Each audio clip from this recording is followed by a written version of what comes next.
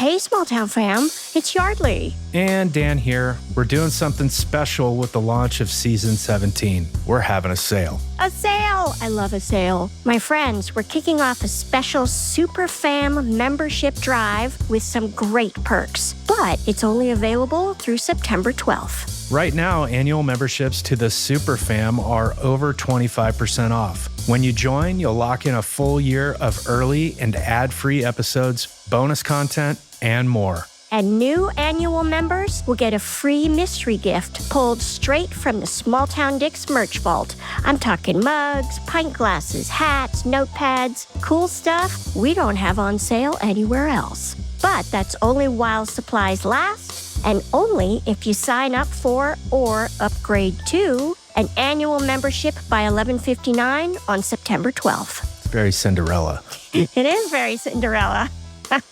One more thing, if you go with the Super Duper Fam membership, you also get the season 17 binge drop earlier than everyone else. That, my friends, is where we make the first 4 episodes of season 17 available on Friday, September 5th, which is a whole week before everyone else gets to hear them. Plus, you'll get my favorite tote bag. I love this tote bag. And you get access to our Crime Con meetup.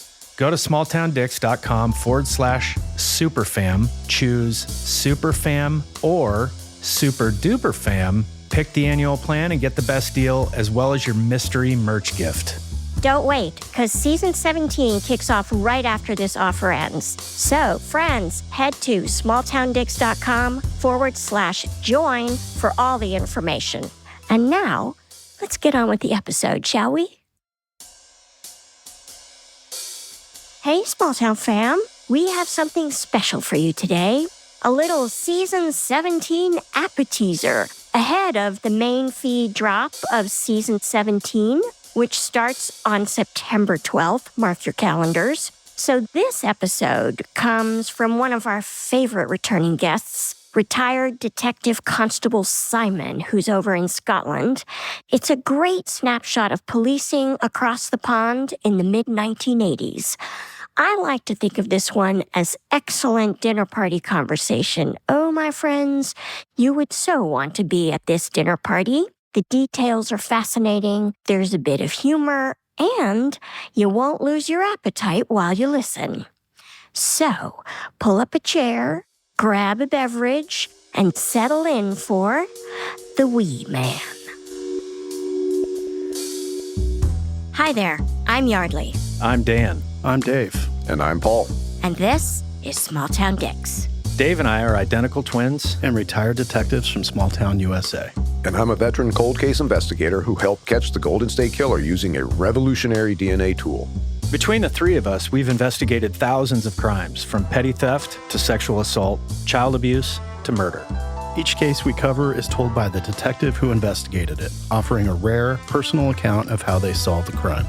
Names, places, and certain details have been changed to protect the privacy of victims and their families. And although we're aware that some of our listeners may be familiar with these cases, we ask you to please join us in continuing to protect the true identities of those involved out of respect for what they've been through.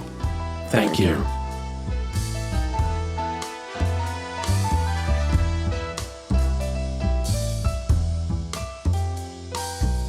Today on Small Town Dicks, I am thrilled to announce that we have the usual suspects. We have Detective Dan. Hello there. Hello, darling husband. I have Detective Dave. I'm here. Yes, you are here. I have the one and only Paul Holes. I am present. Indeed you are. Present and accounted for, P. And Small Town Fam, today we are so pleased to welcome back to the podcast retired Detective Constable Simon.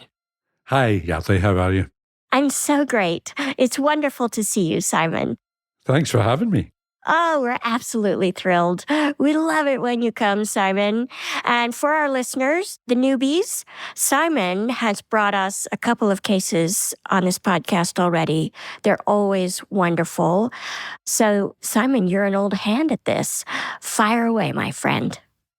And all the stories we've done, Yardley, this will be my fourth story that I've done with you. It's always been in Rossi. No, I tell a lie, one was in Glasgow. But I'm back to Rossi again, that island off the west coast of Scotland, the Isle of Bute, beautiful part of the world. It's where we did a story, The Penny Drops, you'll remember, back in season 14. I love that case. I'm a young detective. I'm the only detective on the island. There's probably a population of about 6,000 back in 1985 when I was there. And I've just been made detective, and here I'm put on an island with no supervision. There's only me, and I report to the chief inspector, really. But it's a big opportunity for me to make a name for myself as a detective, because at this point I know that I really want to be a murder squad detective. That's what I want to be. And Simon, you're the only detective on this little island of Rothsay, but you do have about 20 sworn officers in the agency itself who rotate shifts. So you're not just one guy reporting to one other guy. There's like a few of you, but not a lot. No. When you say CID, the CID in this country would probably be about 10% of the police force. And what's that stand for? Criminal Investigation Department. Got it. Okay. So for every detective, you've got maybe 9 uniform officers. So I'm the only detective. There's about 16 other cops, constables who are in uniform, 4 sergeants, a chief inspector, and support staff that goes round about that. And at any one time, I would also have an aide to the CID, we called it. What it did was give one of the uniforms an incentive to see if they maybe would like to be a detective, and give us a chance, the CID, to see if they were made out. Because not everybody would want to be a detective, that's for sure. A lot of people want to work in uniform. They want to work with the horses, with the dogs. Beat men were a big thing in those days. Lots of cops wouldn't aspire to be a detective, but I sure did. I love it. I love it. I just watched too much telly. Everybody must have a favourite fictional detective as well. Do you know who mine's? Sure. Who's yours? Columbo. Ah, that's old school, my friend. Not for me, it's not. I've created myself mirrored on Columbo. That's Tom Wood, he'll tell you. I still dress like him. I love Columbo. My father loved Columbo. So who's your favourite fictional? Frank Drebin. Oh, yeah. Yeah. The Naked Gun. Oh, the name. Sad. That figures. Leslie Nielsen cracked hundreds of cases. Yes, he did. Good old Leslie Nielsen. But we digress. So you're a detective on this tiny island? Yep. I got a phone call from a detective chief inspector at our headquarters in Glasgow. And he'd asked for CID, and he got me. There was no one else to get. And he said, I need you to do me a favour, son. I need you to go and check this address. And he gave me an address. It's a flat. Get the flat position for me and see if there's any activity, if there's anyone about the place, if there's any signs of life. And at the same time, see if you can see if there's a vehicle on the island. It's a Sovereign, a Jaguar Sovereign, registration number, blah, blah, blah. So I said, yes, sir, I'll do that. And off I went, bemused at why a chief superintendent from Pitt Street, our headquarters, was calling. But I told my boss that I'd got this call, and that's what I was doing. So I had to wait till dark to establish if there was anyone in this flat. It was a top-level flat. So if I can describe this, it's called a tenement in Scotland, but it's basically a building with a common entrance, one entrance at the bottom, and it's flights of stairs. And this one had 4 flights of stairs with 2 doors, 2 houses on each landing. The house he had asked me to look for was top right, so I had to get these details for him. And I waited till dark and saw that there was lights on and the curtains were closed over, so I knew that there was someone in the house. And by that time, I had found the vehicle, or we had found the vehicle. I had a lad working with me, having a try at CID work. And him and I found the vehicle parked, not so close to the property as I would have imagined, but it was within a 5-minute walk, I would say. So I reported that back to the boss, the chief super, and he phoned me back 20 minutes later, and he said, there are 4 men coming over tonight. They're going to be armed. I need you to get your chief inspector to let him know what's happening, and I'll send him it's probably a fax in those days, now that I think about it. Sure. There's 4 men coming over. They're going to be armed and they're going to be executing a warrant at that house that you've just recce for us and told us that there's someone there. And the person that we're looking for, his name is Paul Ferris. Now, that name won't mean anything to any of you, probably to most of your listeners and to you guys, but over here in the UK, it's a very renowned name. There was a film made about him called The Wee Man. It was gangland Glasgow, west of Scotland, back in the 80s. And Paul Ferris and his cohorts were probably the start of modern organised crime back then. They're basically gangsters. But this was Mr. Ferris. So immediately I heard that, the alarm bells start ringing, because he was a very, very violent man back at that time. And Simon, what was Ferris's main business in organised crime? Was it drugs, prostitution, guns, all of it? All of the above, yeah. But I often try to convey to people, and I'll try to convey it to your audience as well, Yardley, that drugs underpins just about every other nefarious activity because it's so cash rich. Right. Another famous criminal, probably more famous in Glasgow, who was the Godfather, he was known as, and originally Paul had been his enforcer when he was younger, but he had split away from him. At this point, there was lots. They always fall out, these guys, you know. It's the only consistency you have is that they're all going to fall out at some point. And that's what was going on at this stage. It turned out this was the serious crime squad that were coming over. And it turned out they were coming over because they had information that Mr. Ferris had firearms and I think it was cocaine, but certainly drugs in this place in Rossi. And Simon, you said that basically the cavalry's about to show up and they're armed. And you, though, as a detective, you don't carry a firearm. No Scottish police officer carries a firearm as a matter of routine. We then invented vehicles that had firearms in them so that they could be accessible at shorter notice. But that's more modern to do with terrorism and other things. At that time, the Scottish police were totally unarmed. Although I was what we called an AFO, I was an authorised firearms officer, so I was trained to use firearms. But my boss, my chief inspector, said to me, I'm not going to issue you with a gun. I don't want you getting involved in this. Let them do their job, help them all you can, show them the place, show them the geography, and do what you're told. Because it was their operation, we knew nothing about it, nothing at all.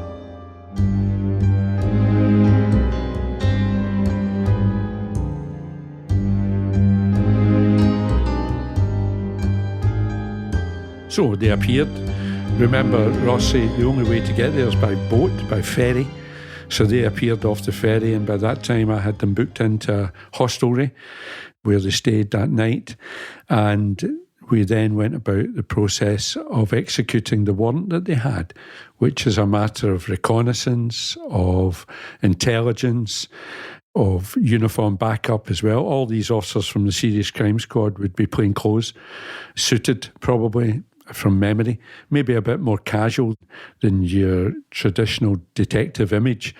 I think one of them had combats on, but the purpose was to arrest Paul Ferris. Now remember, I would guess, and I doubt that many people would contradict me if I said that Paul Ferris was among the most dangerous half dozen criminals in Scotland at the time. I'd be struggling to think of another half dozen. Some of that's by reputation, obviously, because you don't catch these guys for everything that they do. But certainly what we knew of him and knew of his associates and knew of the things that he was involved in, without saying too much more, he was capable of just about anything. So we went to the location from memory about 11 o'clock, 11:30 at night, and executed the warrant. The 4 detectives, my colleagues, went to his door with firearms drawn, and I was behind the corner looking round the corner because I had no firearm. So I wasn't at the door. And Paul Ferris answered the door and was arrested immediately. He wasn't given any time for explanations or anything. It transpired that he had a house coat on, Yardley. I'm not sure if he had anything else on, but he had a house coat. It was late at night and he was probably going to his bed. But he was pounced on and put on the ground and put in handcuffs. And he was facing up the way. I always remember that he was facing up and he had guns pointing at him. And Paul's nickname in those days in police circles was Babyface because he looked like a wee boy. Huh. He still does to a great degree, but he looked much, much younger than he was, and certainly a lot more innocent than he was. But he's on his back. You imagine the scene. You're forced to the ground in handcuffs with 2 or 3 or 4 weapons pointed in your face, firearms, late at night in your housecoat. What I really remember about it was that he hardly blinked. He hardly batted an eyelid. He looked up at the firearm and he said, "Is that a Smith & Wesson snub nose, big man?"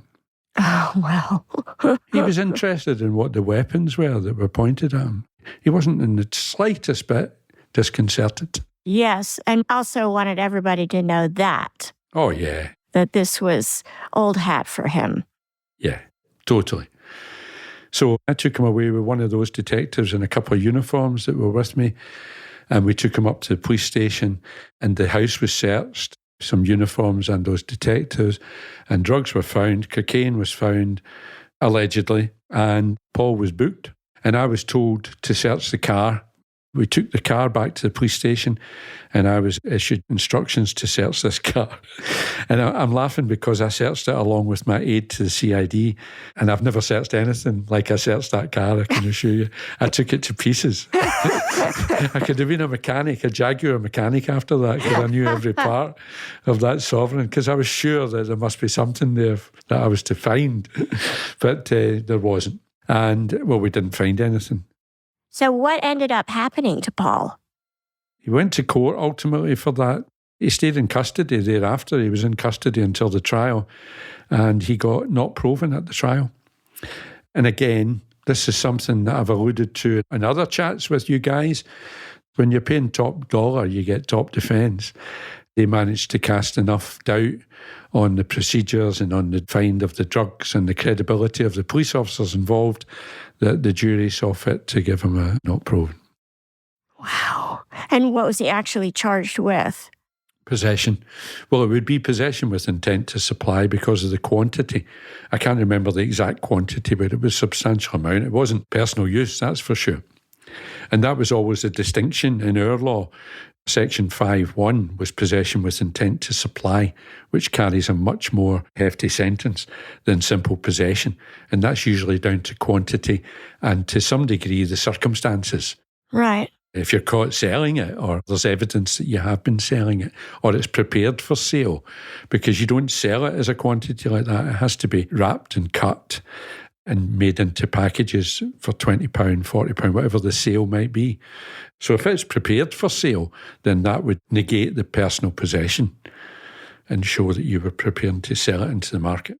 Simon, do you remember if it was prepared for sale? No, it wasn't. It was one big package, Yardley.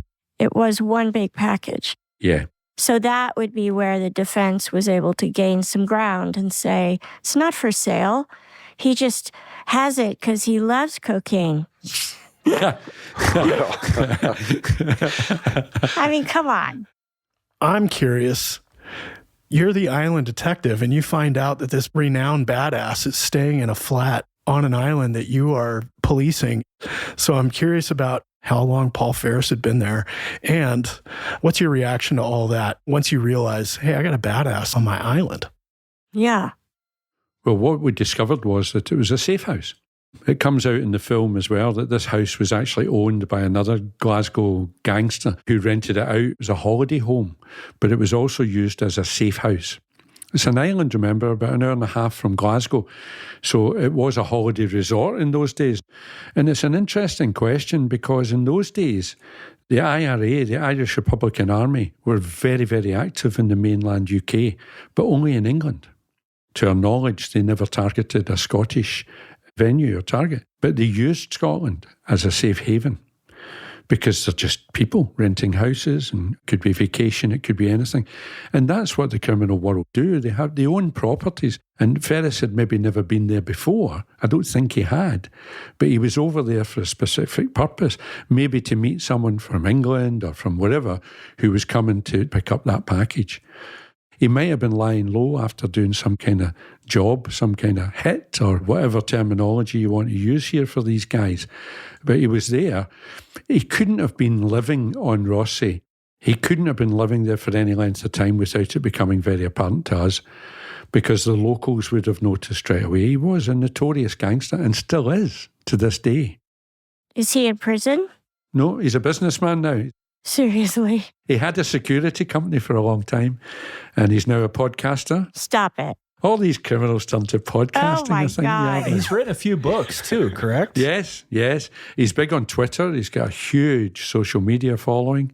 I'm just doing some quick reading on him, and Ferris owned a security company that actually protected the Dumbarton Sheriff Court.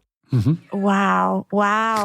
That's a 180. Yeah. Yeah. I think he was rehabilitated. Ah. Yeah.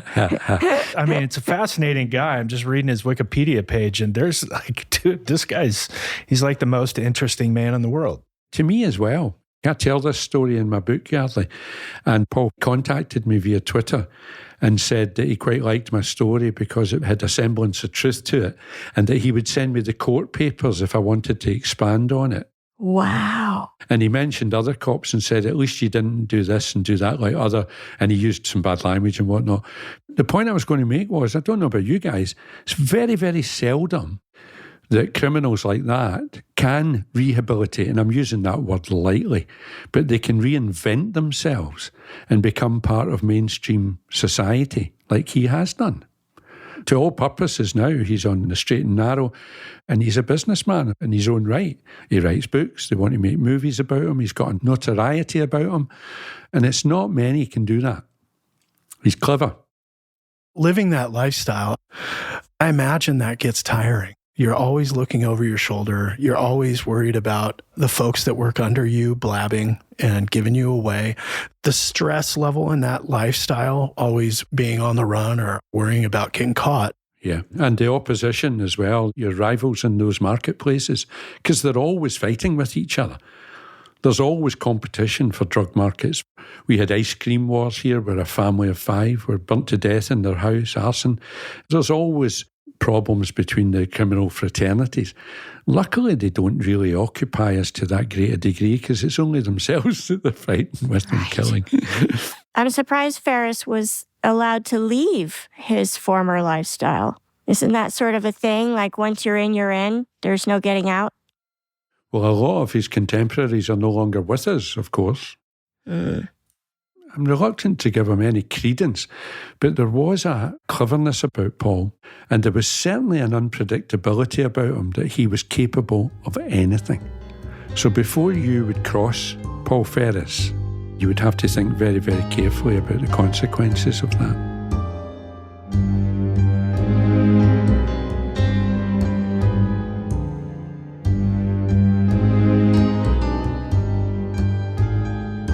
Simon, was your community at all shocked when they found out who was hanging out on the island? Yeah, to some degree. But then you find out things like rock stars live there anonymously, and I met Paul McCartney when I lived away down in Campbelltown, 150 miles from Glasgow. So sometimes these people want some respite, and I suppose criminals are exactly the same, and it's called a safe house for a reason. Simon, do you think Paul was hiding out? Yeah. Probably most of Paul's associates knew where he was staying. And certainly the opposition, his competition in these marketplaces wouldn't know where he was. You find that in small towns. No? This is small town Dicks. I would say that small towns do attract these people, and it's the ideal environment for them to blend into the background. Yeah. Having to go find an island to, do a little bit of a heat check and let the coast clear for a little while. And then all of a sudden you've got 4 armed guys at your front door at 11 o'clock at night, and you're in a robe or a jacket. And you're like, And it begs the question, how did the folks in Glasgow find out where Paul Ferris is? I'm guessing one of his boys sold him out. Well, no, that's what I would have guessed as well. And that's what I assumed at the time, that somebody somewhere. But it wasn't that. It was actually a surveillance job. Within 10 months of that job, I was in the Serious Crime Squad because I got on well with them, although I called them the Serious Drinking Squad. and I knew the story from the other side then. And it had actually been part of a surveillance operation. We called them main index criminals, and these were the guys who were the leaders, who were the main men in Scotland at the time, whether it be drugs or firearms or people trafficking, whatever it might be. It overlapped into terror as well. But it had been part of a surveillance, and the guy that they had been surveilling, had been watching, had met Ferris at a train station for 2 minutes, and they immediately gave up the job they were on and took on Paul Ferris. Bigger fish. Yeah. They got him as far as the Weems Bay ferry and saw him going on it, but they didn't go on it with him because it could only go one place. It could only go to the Isle of Bute, and he was in this car. They had him captured at that point where he was. Where the flat came from, I never did find out. But once you've got that knowledge, you've got some leverage, and they maybe went and pulled someone else in and got that intelligence. It was just chance. It usually is. They're the best surveillances that chance plays a big part. It was the biggest part of my career was working surveillance. And it's great when you stumble across something like that because there's no chance of being compromised whatsoever when you didn't even know you were going to do it. Right. I'm recalling one of our drug detectives, undercover, are working a case in our neighboring city. It's broad daylight, and they're in a big parking lot, but they're watching like 7 rows away. And our drug detective is parked in his unmarked vehicle. He's just sitting in the driver's seat, and a vehicle pulls in nose to nose with him in this parking lot. And it's somebody who's not even related to the case that he's working, but this guy puts out some cocaine and just starts snorting bumps. I mean, we're talking facing each other. And so our detective just lifted up his camera over the steering wheel and was like, cheat, cheat, cheat, cheat. And they run his plate and they find out this is a somebody. And same thing. Hey, we got a new project. Everybody ditch that one. Now we got one here. You know, sometimes you get really lucky. Sure. That's incredible. What I used to love, Yardley, what I used to love was that these main index criminals, as I talk about, we would stumble across them sometimes. You know, these guys go out shopping. They go to the shops with their wives. They go to the cinema. They go down and buy their newspaper and stuff like that. And you would stumble across them sometime, which was great. We would stumble across somebody who walked backwards up the street, and then he'd turn around and run for 100 yards and then stop and stand still. He didn't know we were there. There was no way he could know we were there. There was maybe only one car nearby. But they live their life like that. Right. They assume they're being followed all the time, 24/7. I love that. That's exhausting. Constantly paranoid. Yeah. Yeah. Simon, you mentioned that the IRA mostly focused their deeds in Ireland and then in England as well, but they sort of left Scotland alone, except they would occasionally have these safe houses. Oh, yeah. Was Paul Ferris associated with the IRA, or this house had nothing to do with the IRA? I would guess the latter, but I don't know. Hand on heart, I couldn't say that Paul Ferris ever had anything to do with the IRA. Right. But certainly he would know about their world of crime as it affected him and his crew. What I do know is that in the course of our inquiries, sometimes we would come across some very dangerous men who were known terrorists across the water, because that's our intelligence systems. This was recently named for me as silo thinking. And I think all the lads on the team will understand this.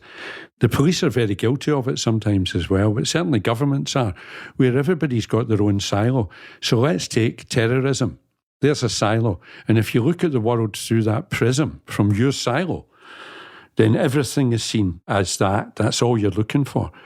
And you might be a detective in the robbery squad, and you're in the robbery silo with all your comrades, and all you see is the world through the prism of robbery. Unfortunately, the criminals don't have that handicap, because that affects intelligence and all sorts of communication problems that we have, because we're all in our own silos looking after our own problems, if you like, our interests. But the criminals don't have that. So terrorism mixes with drugs world, mixes with firearms, mixes with social life. Families can become involved, relationships between wives, between siblings. It goes on and on. It's the real world. And what we try to do is docket them so that we can look at the drugs world or the robbery world or the sexual crimes or whatever it might be. Does that make sense, guys? Yeah, it makes complete absolutely. sense.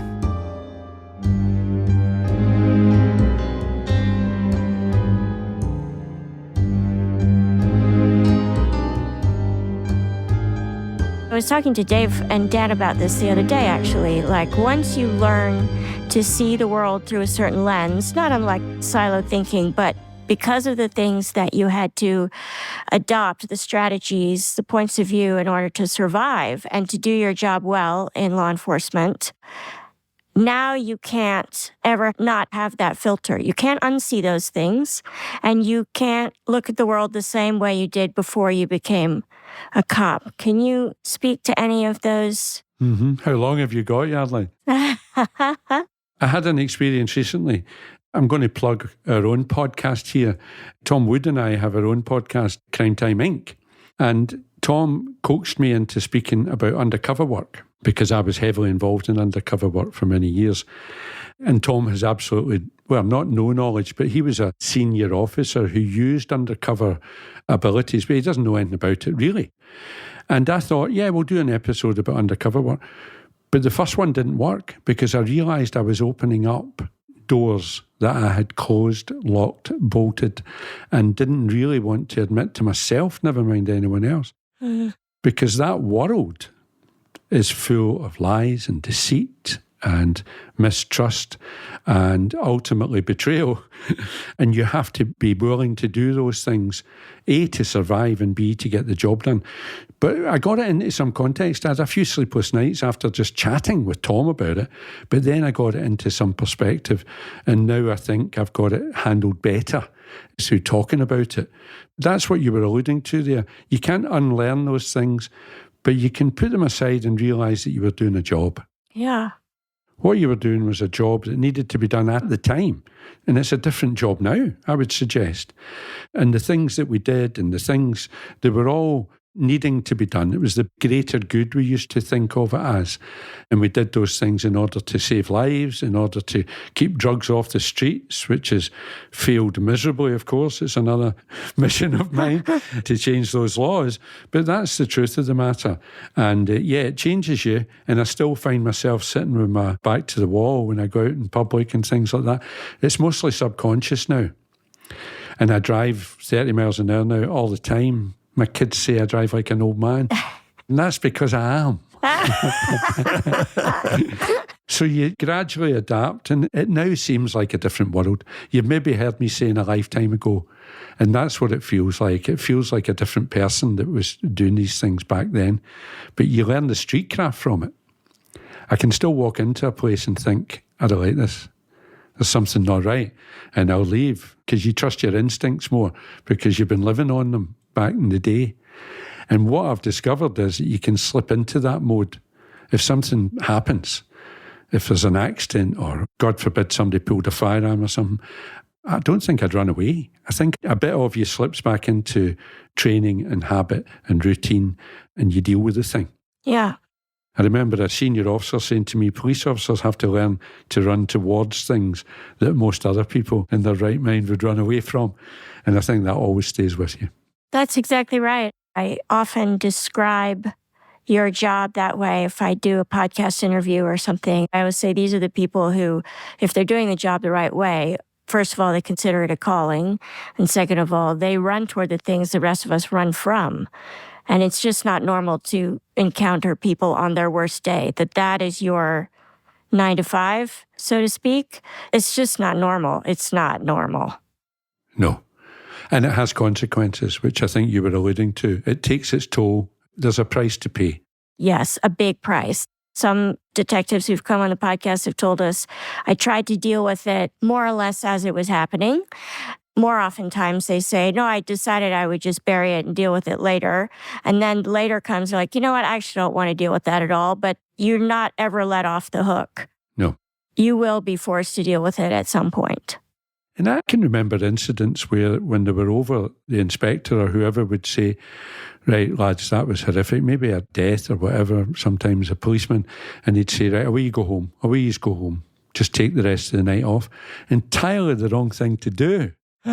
Because that's the last thing you needed, was to get split up and sent home. Very often to go home and your partner or your mum or whoever it might be say, how was things tonight, son? Why are you home early?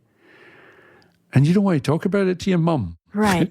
Right. So we deal with things differently now, hopefully. But we certainly didn't know much about how to deal with them back in these days that I'm talking about. Yeah. We did an episode about PTSD. And I've got a friend who's in the forces and whatnot, and he's got strong opinions about it and a good background in dealing with it with clients of his. But he said to me that he thinks I escaped the worst of that because I had a daughter who died in 2011, Yardley. My wee girl died in 2011 of cystic fibrosis. Her name was Louise.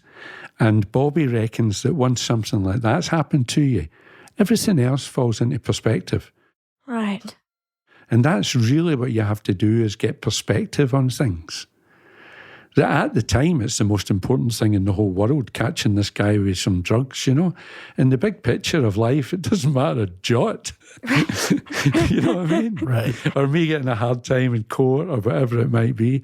When you put things in real perspective, then that helps you deal with these traumas, because that's what they are. Yes, absolutely. I just really appreciate and am humbled by your candor and your enormous heart, Simon. Thank you. I think it's useful to talk, isn't it? It is, isn't it? Yeah, for us all. Thank you, Simon. Great to see you. Thank you, sir. You too, guys. Thank you. Thanks. Great questions. Great fun. It's good talking to old cops, isn't it? Yeah, it is good. They get it. They get it.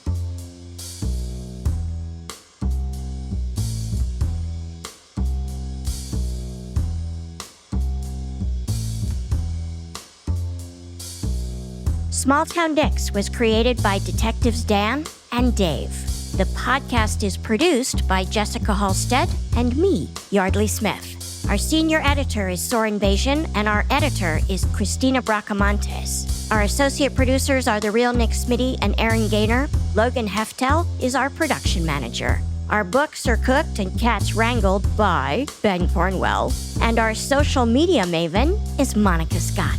It would make our day if you became a member of our small town fam by following us on Facebook, Instagram, and YouTube at Small Town Dicks. We love hearing from you.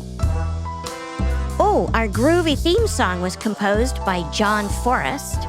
Also, if you'd like to support the making of this podcast, go to smalltowndicks.com/superfam and hit that little join button. There, for a small subscription fee, you'll find exclusive content you can't get anywhere else. The transcripts of this podcast are thanks to Speech Docs, and they can be found on our website, smalltowndicks.com. Thank you, Speech Docs, for this wonderful service. Small Town Dicks is an Audio 99 production. Small Town fam, thanks for listening. Nobody is better than you.